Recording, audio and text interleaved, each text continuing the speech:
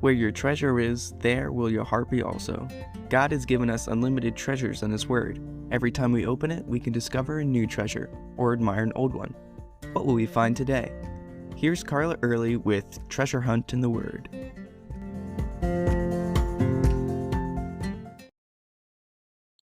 Yesterday, we talked about Jesus as life and how He gives life both physically and spiritually. Today, we're going to talk about Jesus as the light. From the beginning of the book of John, He refers to Jesus as the light. In Him was life, and that life was the light of men. The light shines in the darkness, and the darkness did not comprehend it. John plays with the words light and darkness in his gospel, as well in his epistle of 1 John. Jesus represents all that is light, and evil, sin, and Satan represents the darkness. If you think about it, life wouldn't be possible without light. That's the first thing God created. Let there be light. In the Old Testament, the light of God is represented in the pillar of fire, leading the Israelites through the wilderness, the Shekinah glory of God that filled the temple when it was first dedicated, and the Old Testament prophets who were little pinpricks of light in the sea of darkness of sin surrounding them. But there were, and still are, false lights. Even Satan came as an angel of light. But he's more like a bug zapper, leading people toward him only to destroy them. Or like those baby turtles turning toward the light of the town instead of the moonlight shining on the ocean waves. Only Jesus is the true light that we should follow. He came to be the glory of God shining into the world. When someone hears the gospel for the first time, it's like a light bulb going off in their mind, like you see in a cartoon. And they have the opportunity to accept or reject that light that they've been given. Light does a lot of things. Where I live is pitch black at night. Just one little night light in our hallway gives me perspective so I know where I am. Just one little candle in a dark stadium gives light to the whole place. And what about a spotlight on a darkened stage? It really draws your attention. Or a flashlight in a cave, or the sun coming up, dispelling the darkness each morning. In elementary school, we did an experiment where we put a plant in a box with a hole on the side. The plant actually grew toward the light. That's what we're supposed to do, be drawn to the light of Christ.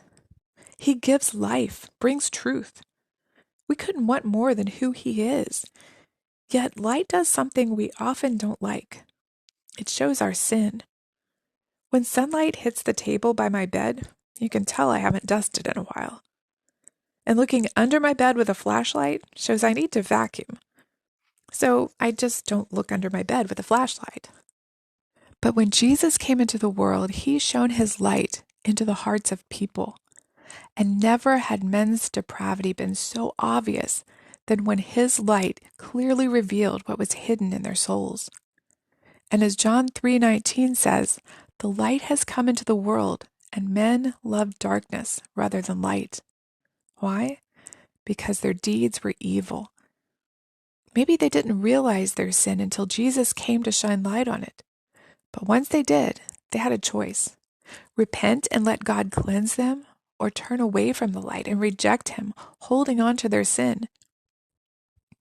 Over and over, when the Jewish leaders and others encountered the light, Jesus, they became angry, embittered, wanting to kill Jesus instead of dealing with their sin. When I was in high school, if my mom had to wake me up, she'd walk in, turn on the light, and say, "Time to get up." If I was wise, I would hop out of bed, go take a shower, and get dressed for school. But I could always pull my pillow up over my head and go back to sleep. Or I could get up, turn off the light, and close my door. But I don't think either of those two responsive would have gone over too well with my mom. I knew I'd better get up. When Jesus' light shines in your heart, what does He see? When He points out a sin, what do? Pull away in anger, ignore Him, or repent and grow closer to the light? Jesus turns on the light. It's our responsibility to open our eyes and respond to His light in order to receive the forgiveness and cleansing He desires to give us. You can contact us at treasurehuntintheword@gmail.com. We'd love to hear the treasures God has given you through His Word. You can listen to other episodes at our website, which you can find in the description below. Thanks for listening, and remember, where your treasure is, there will your heart be also.